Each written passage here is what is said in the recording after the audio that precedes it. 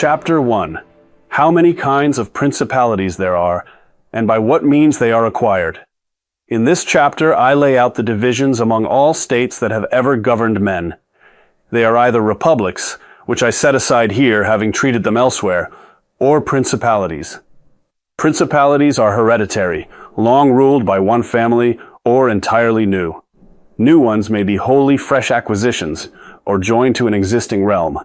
They are won by a ruler's own arms and skill, by the arms of others, by fortune's favor, or by personal ability.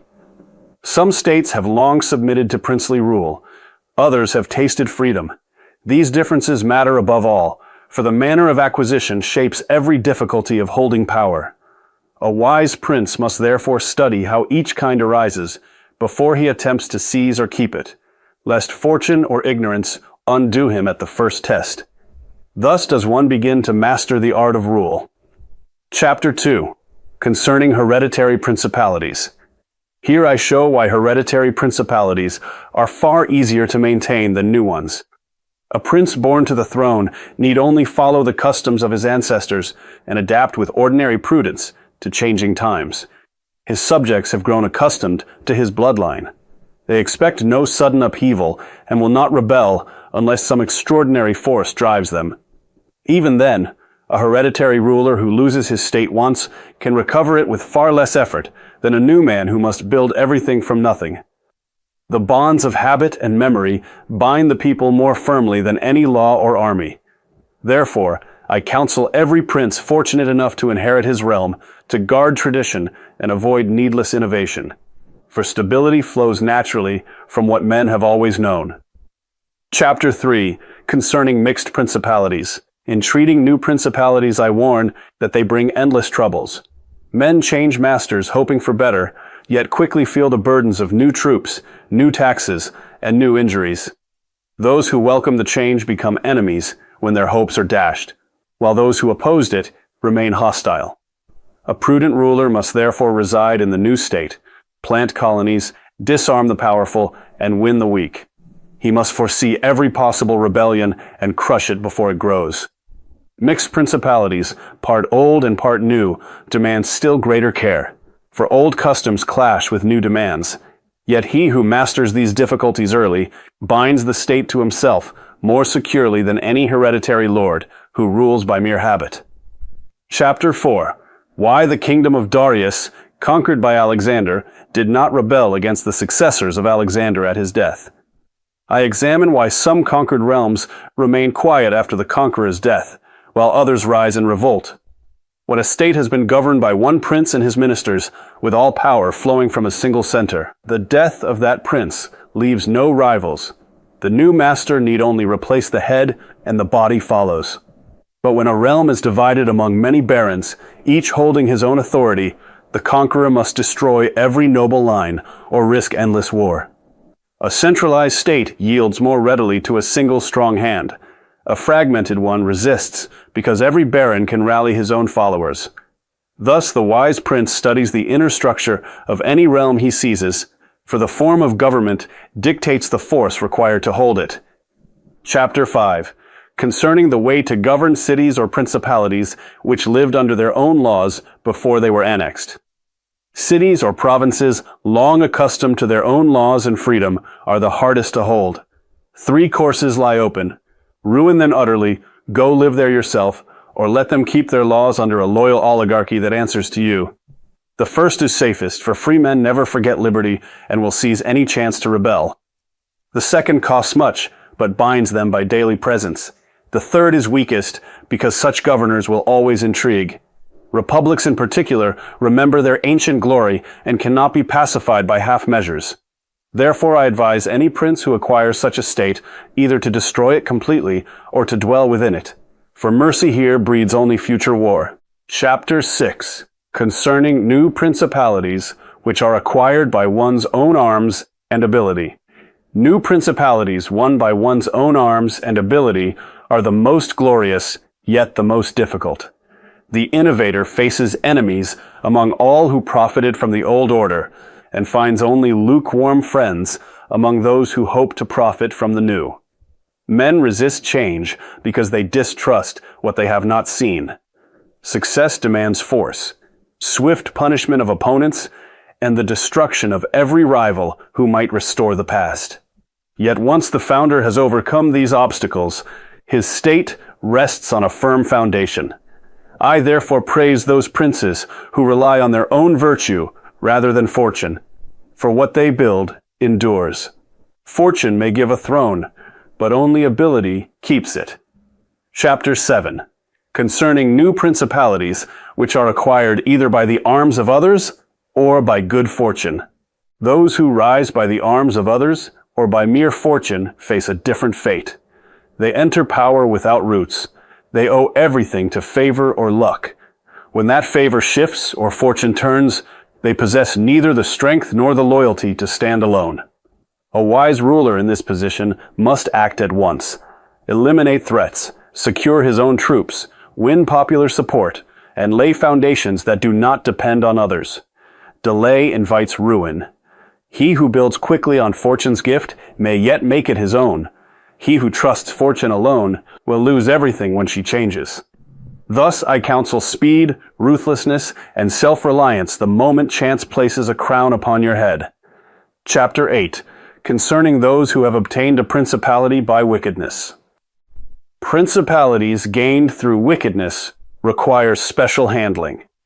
A man who seizes power by crime must commit all his cruelties at once, swiftly and completely, so that men grow accustomed to them and forget. Benefits should follow gradually, so that they are savored. Cruelty used well is done once and for the people's safety. Cruelty used badly is repeated and breeds hatred. A prince who follows this rule can secure his state. One who hesitates or spreads terror piecemeal will never rest. I do not praise wickedness, yet I say that when necessity forces such a path, it must be traveled with precision and without remorse, for half measures destroy both prince and realm. Chapter 9. Concerning a civil principality. A civil principality arises when a leading citizen becomes prince by the favor of his fellows rather than by force or fortune. Such a state is more secure when founded on the people than on the nobles, for the people seek only not to be oppressed, while the nobles seek to oppress. A prince who rests on the people can always arm them in time of danger, whereas one who rests on the nobles must fear them even in peace. Therefore I advise winning the people's goodwill above all. It is the only sure shield when fortune turns hostile. Nobles are changeable. The multitude, once satisfied, remains loyal. Chapter 10. Concerning the way in which the strength of all principalities ought to be measured. A principality's true strength is measured by whether the prince can stand alone in time of need or must always beg aid from others.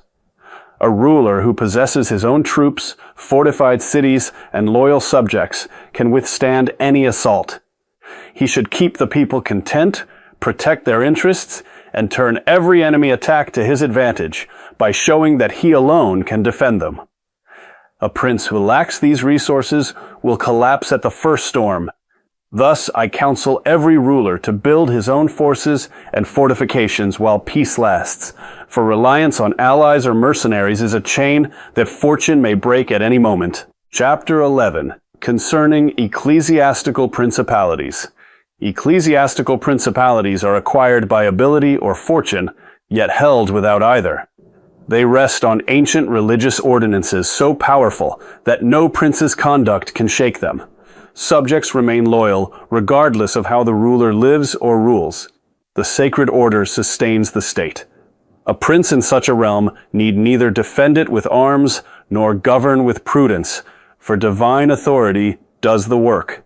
Yet I note that once these states are seized by a temporal prince, they behave like any other. Still, while they remain under religious governance, they enjoy a security no other principality can match. Chapter 12. How many kinds of soldiery there are, and concerning mercenaries. I divide soldiery into 3 kinds: mercenaries, auxiliaries, and one's own troops. Mercenaries are useless and dangerous. costing much in peace and fleeing in war. Auxiliaries borrowed from another power bring the same perils plus the risk of foreign domination.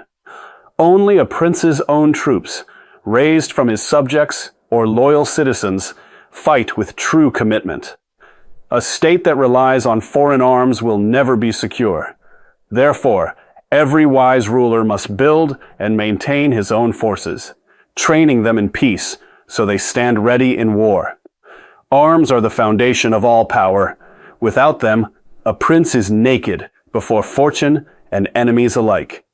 Chapter 13, concerning auxiliaries, mixed soldiery, and one's own troops. Relying on mixed or foreign soldiery invites ruin. Such troops lack loyalty. They serve for pay or fear, not love of the prince. When danger comes, they either desert or turn against their employer. A prince who arms strangers arms his own destruction. I therefore urge every ruler to dismiss all auxiliaries and mercenaries at the earliest moment, and raise troops from his own people. Only native forces, bound by shared interest and habit, will fight to the end. Self-reliance in arms is the first mark of a strong state. Dependence on others is the certain road to servitude. Chapter 14. That which concerns a prince, on the subject of the art of war. A prince must make the art of war his sole study and occupation. In peace, he should train his mind and body for battle, study terrain, organize drills, and read the deeds of great captains. War is the only profession that preserves a state. Neglect of it causes loss of both state and honor. A ruler who knows nothing of arms cannot command respect from soldiers or fear from enemies. I counsel every prince to live as a warrior even when no war threatens, for fortune favors the prepared. Idleness in military matters breeds contempt. Constant preparation breeds victory. Chapter 15, concerning things for which men, and especially princes, are praised or blamed. Men praise certain virtues in princes and blame certain vices. Yet a ruler who wishes to survive cannot always practice the praised qualities. Liberality, mercy, and faith are lauded, but they can ruin a state if carried to excess. I'll therefore say a prince must appear to possess every virtue, while being ready to abandon any when necessity demands. He should avoid vices that destroy his power, yet embrace those that preserve it. Reputation matters, but survival matters more. The wise prince adapts his conduct to the times and to the needs of the realm. For rigid goodness invites ruin, while flexible prudence secures the throne. Chapter 16, concerning liberality and meanness. Liberality wins praise, but exhausts a prince's resources and forces him to tax his people, breeding hatred. Meanness, though blamed, preserves treasure, allows generous defense spending, and keeps subjects unburdened. A prudent ruler will therefore seem liberal with what he has taken from enemies and appear mean with his own. He who spends lavishly to seem generous will soon become poor and despised. Economy and peace build strength for war. I counsel every prince to guard his purse as he guards his life, for wealth is the sinew of power and poverty its certain enemy. Chapter 17, concerning cruelty and clemency, and whether it is better to be loved than feared. It is far safer to be feared than loved, for love is held by a slender thread of obligation that breaks when interest pulls the other way, while fear is fastened by dread of punishment that never loosens. A prince must avoid hatred above all, yet he may use cruelty when it serves the public good. Swift, necessary severity wins respect. Prolonged or pointless cruelty breeds revolt. I therefore advise that a ruler inspire fear without hatred, for men will obey one they fear more readily than one they merely love. Mercy misused invites disorder. Calculated severity maintains order. Chapter 18, concerning the way in which princes should keep faith. A prince must learn to break his word when keeping it would harm him, and when the reasons for the promise have vanished. Men are wicked and will not keep faith with you. Therefore you need not keep faith with them. Yet a prince should appear merciful, faithful, humane, upright, and religious. For men judge by appearances, and few see what you truly are. The end justifies the means. Success excuses any breach. I counsel flexibility above all. The lion cannot escape traps, nor the fox fight wolves, but he who is both lion and fox endures. Chapter 19. That one should avoid being despised and hated.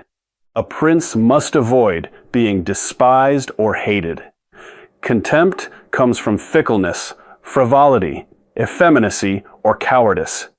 Hatred from rapacity or injury to honor and property.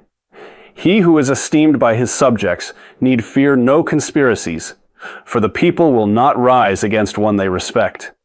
Arms and popular goodwill together form the strongest defense. I therefore urge every ruler to cultivate a reputation for strength, constancy, and justice, while guarding his subjects' goods and women. Esteem prevents plots. Hatred invites them. A prince who is both feared and respected walks secure amid any storm. Chapter 20. Are fortresses and many other things to which princes often resort advantageous or hurtful? Fortresses are useful or harmful according to circumstance. They help a prince who fears his own people more than foreigners, yet they become useless or dangerous if the people hate him. A ruler who arms his subjects and wins their love needs no fortress. One who disarms them and breeds hatred will find every wall a prison. I counsel weighing popular sentiment before building. Better to be loved and mobile than hated and enclosed. Fortifications without loyalty are mere stone. Loyalty without fortifications is true strength. Chapter 21. How a prince should conduct himself as to gain renown. A prince gains renown by bold enterprises and by choosing clear sides in disputes between neighbors. Neutrality invites contempt from both victor and vanquished. He should also honor those who excel in arts and arms, reward merit, and give public festivals that keep the people engaged yet orderly. Great actions impress men and bind them to their ruler. I advise every prince to seize every opportunity for glory, for nothing maintains a state so firmly as the admiration of its subjects and the fear of its enemies. Chapter 22. Concerning the secretaries of princes. The choice of ministers reveals a prince's own wisdom. A ruler is judged by the quality of those around him. He should select men of ability, loyalty, and diligence, rewarding them so they have no need to seek wealth elsewhere. A prince who chooses wisely gains credit for every success. One who chooses poorly shares blame for every failure. I counsel testing counselors carefully and keeping them dependent on your favor alone. For faithful servants are the eyes and hands with which a prince sees and acts throughout the realm. Chapter 23. How flatterers should be avoided. Flatterers are the plague of courts. A prince who allows them will hear only what pleases him and will soon lose the truth. The remedy is to choose a few wise men and allow them to speak freely on matters you ask about. Then decide alone. He who listens to everyone becomes contemptible. He who trusts no one becomes isolated. I advise balancing counsel with solitary judgment. For the best prince hears good advice, yet remains master of his own will. Flattery blinds. Frankness, when controlled, illuminates. Chapter 24. The princes of Italy have lost their states. Princes lose their states through idleness, failure to prepare in peace, or reliance on fortune rather than virtue. A ruler who arms his people, avoids hatred, and builds strong foundations will not fall easily. Those who lose their realms usually do so because they neglected the arts of war or alienated their subjects. I therefore remind every prince that security is earned daily, not granted once. Fortune favors the vigilant. Neglect invites ruin. He who wishes to keep what he has must never cease to guard it. Chapter 25. What fortune can affect in human affairs and how to withstand her. Fortune governs half our actions, yet leaves the other half to our own control. She resembles a raging river that floods when unchecked, but can be tamed by embankments built in calm times. A prince who adapts his conduct to the times prospers. One who clings to old ways perishes when circumstances change. Boldness often conquers fortune where caution fails, for she favors the young and the daring. I counsel every ruler to study the times and strike when opportunity appears, for fortune yields to those who seize her rather than wait passively for their gifts. Chapter 26. An exhortation to liberate Italy from the barbarians. Here I exhort every worthy prince to seize the present opportunity to liberate and unify a divided realm long oppressed by strangers. Native valor has never been lacking, only leadership has been absent. With your own troops, prudent strategy, and divine favor, such a task can be accomplished swiftly and gloriously. No enterprise is more just, no cause more beloved by the people. I urge you to take up this banner with courage, for fortune now smiles on the bold and the prepared. Act, and the realm will follow. Hesitate, and opportunity passes forever. Thus does a new prince write his name in history.